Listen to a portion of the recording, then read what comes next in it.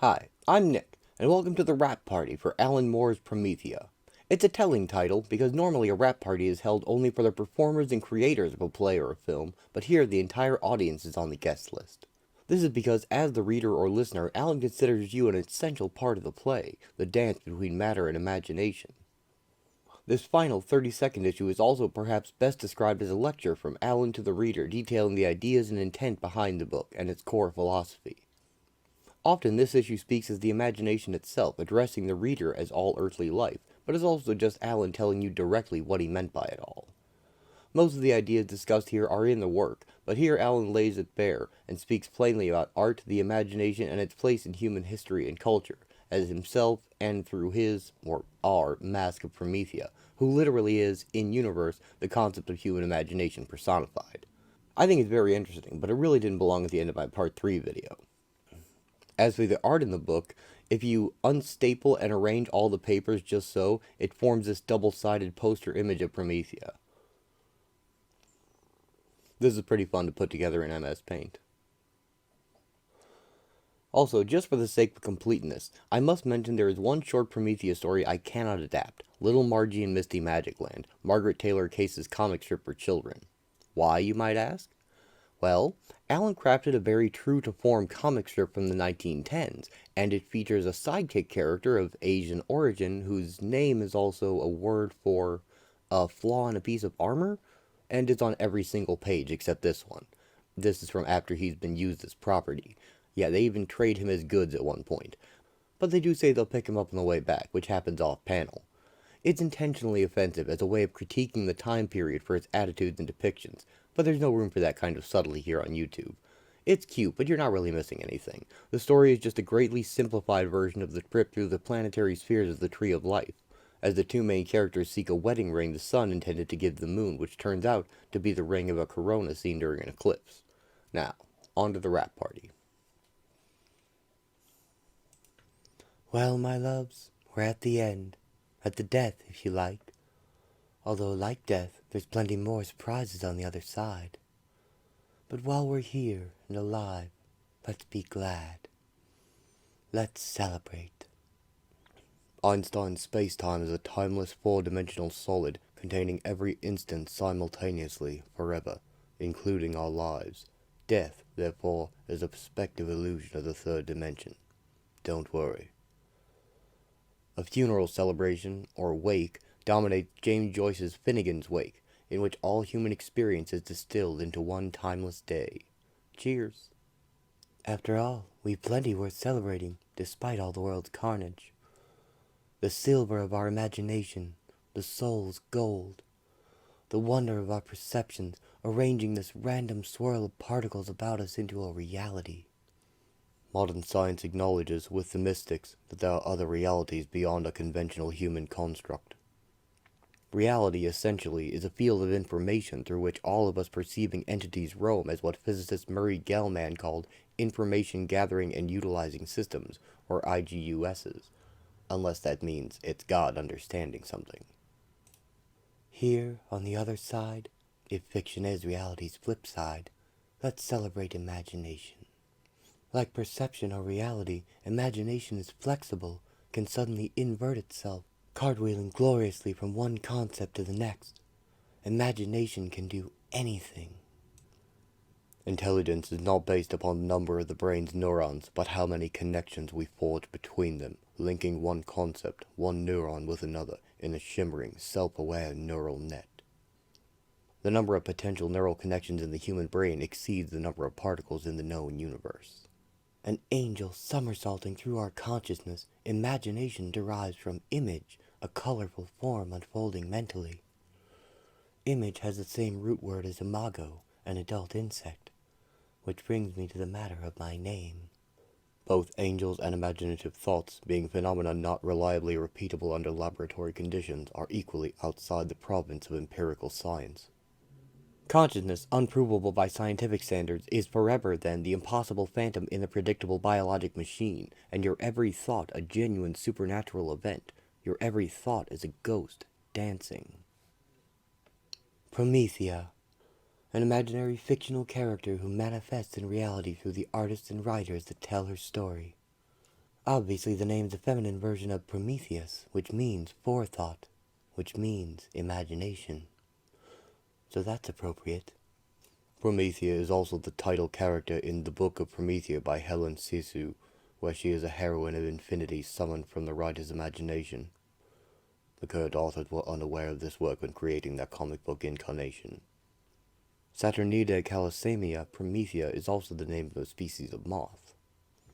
Imagination, tumbling, spinning, is the light that guides humanity into its future. The heaven-stolen light Prometheus gave mankind, a bright, forbidden knowledge, snake-granted in Eden. That serpent's name, Lucifer, means light-bringer, incidentally. In Hebrew numerology, letters have number values. The word for the biblical serpent Netzach adds up to 358, as does Messiach, meaning Messiah, another light-bringer. Usually the fire light-bringer, be it Prometheus, Loki, or Jesus, is bound or nailed somewhere in punishment, often with their side ravaged or pierced. This light, this palace of imagination, is mankind's inheritance, a blazing lunar immateria that the final 30-second path reveals. Let us be angels, be magicians. Let us make our works in these bright fields forever. The immateria, consciousness imagined as space, populated by fictions, resembles mysticism's astral plane, composed of astral light pervading everything. Consciousness studies, fastest growing science since 1994, sometimes describes consciousness as radiation permeating our brains and the universe. A fiction-populated Twilight world was also proposed by author John Kendrick Bangs, 1862 to 1922. Consciousness is an astounding gift, too precious to be squandered on material concerns alone. And consciousness, modern theory maintains, is built on language. Before we're conscious of something, we must have a word for it. The only reality we can ever truly know is that of our perceptions, our own consciousness. While that consciousness, and thus our entire reality, is made of nothing but signs and symbols, nothing but language. Even God requires language before conceiving the universe. See Genesis. In the beginning was the Word. Representing things with sounds or marks, as with art or language, was a handspring in consciousness, allowing us wonderful new abilities. We didn't call it art, language, or consciousness back then. It was all magic. Consciousness, art, language, and magic, known as the art, share a vocabulary. Poetry uses invocation and evocation, as does sorcery. Casting spells is simply spelling, while the Black Book of Grimoire is merely a grammar. Magician Aleister Crowley, 1875 to 1947, famously described magic as a disease of language. Magic, a science of everything, was how we understood the universe. Examining details, we reduced everything to categories: science, art, religion, fragmenting our worldview. Gradually, however, mankind's reconnecting things into one perspective, into magic. Rejoice. One principle of alchemy is that of solve et coagula, to dissolve and recombine. Solve is reductionism, taking things apart for study or analysis. Coagula is holism, reconnecting everything into a better and more accurate picture, or synthesis. Alchemy, then, rather than transmuting metals, is more concerned with transmuting humanity. Magic, after all, is ruled by Hermes, his symbol, this caduceus, its double helix serpent representing mankind's evolution. They wind apart, then recombine, progressing up time's axis toward their ultimate synthesis, before finally merging at the Godhead. According to alchemy, before this fiery illumination, this gold can occur, there is a period of uncertainty, darkness, putrefaction, and despair. This is called the Negredo. Hermes Trismegistus inspired alchemy as a synthesis of our human microcosm and the universe's macrocosm. Promethea, the Promethea moth's namesake, represents humanity's evolving soul, what ancient Greeks first named our psyche. Adding Delos to reveal, Humphrey Osmond, a colleague of Aldous Huxley's, coined psychedelic, or soul-revealing. Magic, therefore, is always psychedelic. The Greek word psyche to describe the human mind, soul, or essence was not a new word to the Greeks, but had been previously used to mean butterfly or moth. The butterfly's random fluttering from one point to another also accurately models how thought follows a fractal path from concept to concept. Theorist Julian Jaynes has suggested that even our own minds, voices inside our heads, would seem like supernatural visitations to people with no concept of consciousness. Our earliest cave paintings seemed magical and psychedelic to people with no concept of drawn lines representing people or animals. Navigating dark tunnels into torchlit caverns, our ancestors probably perceived real flying antelopes and bison. Early audiences for Winsor McCay's Gertie the Dinosaur in 1914 believed they were seeing a live prehistoric monster on stage, having no concept of cartoon animation. In the primitive rock paintings and creation myths of South America, the snake seems to predominate. This creator serpent, or often two separate snakes like the caduceus, is contacted using the psychedelic plant extract ayahuasca. In The Cosmic Serpent, ethnobotanist Jeremy Hobby suggests twin snakes as an icon projected by a double spiral DNA as conscious entity. Brains regularly replace all neurons, leaving nowhere to store memory. It's suggested that we overwrite memories on our junk DNA, implying communication from organism to DNA, contradicting standard theory. The serpents are often associated with plant wisdom. Greek medicine god Asclepius obtained it from snakes. Rainforest Indians receive it in snake-granted ayahuasca visions. If serpents represent DNA, also in plants, this makes sense. All living things being made from one double helix, perhaps the only true information gathering and utilizing system is DNA itself. According to Harvey's Cosmic Serpent, shamanic rainforest rock art resembles double helixes, chromosome pairings, and DNA in spread out form. Humans have 23 chromosome pairs, 23 being the snake's magical number. As symbols, moons and snakes have affinity. The phallic serpent represents male fertility, as does Kabbalah's second sphere, Chakma. The moon, female fertility, relates to sphere 3, Bina. All creation springs from their sexual union. In human terms, the snake of phallic symbolizes the will, while the moon represents our female receptive imagination. Thus creativity results from union between will and imagination. In cosmological terms, some quantum cosmologists suggest that the best description of the universe's initial inflation or explosion is Chakma Bina, the same reproductive union. Snakes sometimes symbolize magic's underworld forces, those of humanity's unconscious, portrayed by psychologist Carl Jung as a primitive cave. Another magical symbol of the underworld or unconscious is the moon, our silvery, immaterial imagination. Jung's theories, viewed by mental Sigmund Freud as dangerously close to occultism, suggested gods were archetypes reoccurring throughout the mass unconscious, another kind of immateria. According to Robert Anton Wilson, on one day in the 1920s, Aleister Crowley, Albert Einstein, and James Joyce were all in Carl Jung's Vienna and could conceivably have met. Snakes, according to Robert Graves, are associated with the sperm-shaped psilocybin mushroom, one of shamanism's earliest psychedelic tools. Perhaps in connection, medieval alchemists labeled psilocybin with the name of snake-associated medicine god Asclepius. Mushrooms are a fungus recently discovered to contain collagen, a substance found in animal life but not in vegetable matter, implying some biological connection between animals, including humans, and fungi. For whatever reason, certain mushrooms have startling effects upon consciousness, and some have suggested may have accelerated humanity's mental and cultural development. The psychedelic experience seems central to the magical worldview. Robert Graves argues convincingly that fabled divine potions such as nectar and ambrosia contained mushrooms, as allegedly did Soma, Hindu mythology's drink of the gods. Graves suggests that in recipes for nectar, ambrosia, and Demeter's Eleusinian potion, the initial letters of listed ingredients spell mukades, Greek for mushroom, and its diminutives muk and muka. While sometimes indicating any psychedelic drink, even hashish preparations, Soma specifically refers to amanita, the spotted fly agaric mushrooms familiar from fairy tales. Conventional religion echoes this psychedelic sensory overload with its music, incantations, art and incense, and stained glass window light shows. Yet religion, based on shared belief, resembles science more than it resembles magic.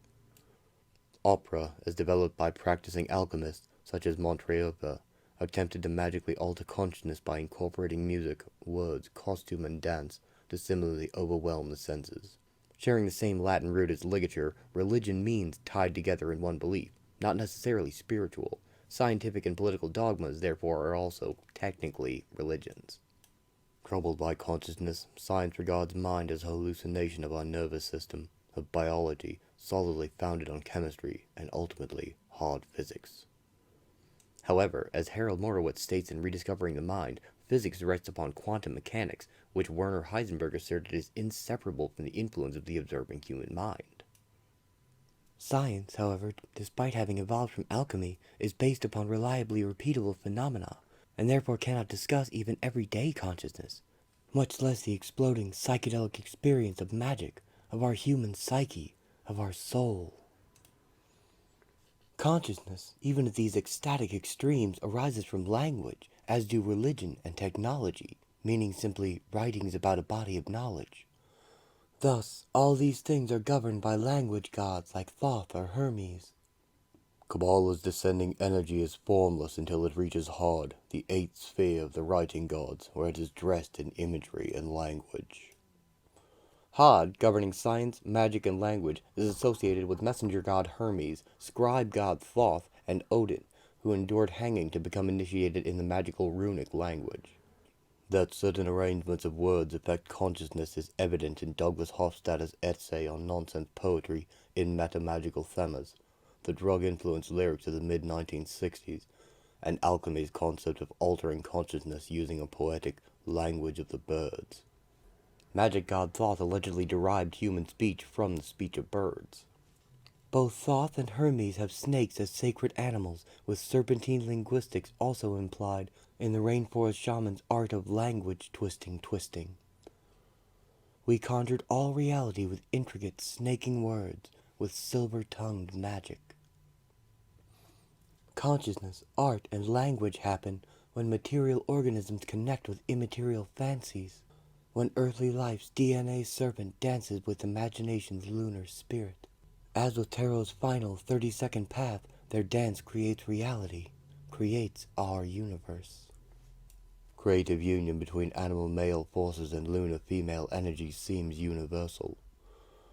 Animalistic Pan rapes lunar Selene. Crowley's lunar whore mother goddess Babylon straddles a great beast, sometimes called that old serpent. Even Catholic iconography sometimes portrays the Madonna before a crescent moon, a serpent beneath her feet, symbolizing the Immaculate Conception. Your consciousness of this current work depends upon words, images, the visual language comprising it, or in this case, the voice actor reading it to you. As readers or listeners, you are physical beings engaging in a DNA snake dance with me, a fiction, your immaterial lunar imagination. To the Old Testament's Creator God, or to any newborn infant, the universe and themselves are initially perceived as one indivisible thing. Naming things, God, or the infant, separates itself from everything else with language, divides earth from sky, fish from fowl, and thus creates and constructs the diverse universe around them. Light, the rush of photons, is our universe's foremost carrier of information. Describing spiritual information transmitted by metaphorical light, we talk of becoming illuminated, either as individuals or as a species. Promethea, like everything you've ever read or witnessed, is made only of light. The reflected light of this poster comic playing over your eye. And now someone else has added their imagination to it to give it a voice. It's still the light of imagination and play of meaning across your mind. Some cultures, believing that we know everything already, but have forgotten that we do, refer to illumination as loss of forgetfulness. The word, or logos, is our original, most sophisticated technology, still unsurpassed, requiring no batteries, little maintenance, and with only 26 squiggles, mastering the universe. All alphabets, then, are magical alphabets, from English, Hebrew, or Greek, to Austin Spare's alphabet of desire, to the mysterious runic alphabet coveted by Odin. Using language, we decode existence, make it lucid, cast light upon it. These marks on paper that are being read to you are a program running on the high-res software of the human mind. and its imagination. It's also appropriate that I'm talking to you through the medium of a comic strip story. Ideograms and hieroglyphic picture stories were our earliest written language, how we recorded our exploits and our fabulous imaginings. Pentagon studies in the 1980s demonstrated that comic strip narrative is still the best way of conveying understandable and retainable information. Words being the currency of our verbal left brain, and images that of our pre-verbal right brain, perhaps comic strip reading prompts both halves to work in unison? We created fantasies, then struggled to realize them. Everything around you right now originated in someone's mind. Creating gods, goddesses, heroes, and heroines, we try to become like them, extending ourselves through sheer imagination. Classical god statues were intended for meditation purposes rather than worship. If gods are transcendental ideas, then the idea of a god is a god. Divine images attempted to raise human consciousness using the power of art. Classical god statues were intended for meditation purposes rather than worship, so that by understanding a god's qualities, we might reproduce them more fully in ourselves. Imagination can transform us. Yesod, the lunar sphere of imagination, is the foundation on which our spiritual life rests. Imagination arises out of consciousness, which itself blossoms from Hod, the mercurial magical sphere of language. Kabbalah is a venerable, originally verbal tradition, organizing the entirety of Hebrew thought, with its alphabet and numbers, into one knowledge system, represented by the Tree of Life glyph. Hod and Yesod are of special interest to the magician or shaman, being readily accessible through dreams, imaginative ritual meditations, or psychedelic drugs. Using language, imagination, and will, we create reality moment by moment, weaving concepts and sensations, light and sound on the loom of our consciousness, just as you're doing now, being read this final episode of Promethea. Will, situated above intellect and emotion at the solar sphere, Tippereth, is our highest self, our soul, the gold alchemist sought. It's the Christ and Apollo in us, our perfect fulcrum of spiritual harmony. In The Sacred Mushroom and the Cross, John Allegro suggests that solar Christianity derives from psilocybin cult. Visionary Emanuel Swedenborg stated, "Angels know nothing of time. The solar consciousness of Tippereth is eternal, like Einstein's space-time, or Joyce's eternity embracing single day." Both lunar and serpentine, Promethea represents those fertile forces coupling within us, whereby we parthenogenetically conceive and birth the shining, redeeming child of our own sacred will. I've enjoyed our dance. You're the perfect partner. I'm going to miss you. But space-time is eternal, with everything in it. And you and me are always here, always now. You and me are forever. Here at the end, I'd just like to say that I am myself an atheist, but I enjoy interacting with gods in this fictional concept, seeing them as ideas, representations, symbol forms. I can accept them much more easily that way and get past the real or not debate and think about what they actually mean and draw some use and knowledge from them. That's the gift Promethea gave me. Because I was a hardcore atheist, and Alan really opened my eyes and made me realize that spirituality doesn't have to be locked into some book or some system of thought. It's in us all. And it can take any form and have any meaning that we give it. So I hope you did more than just enjoy Promethea.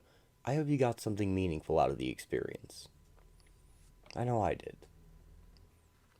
Till next time, thanks for watching.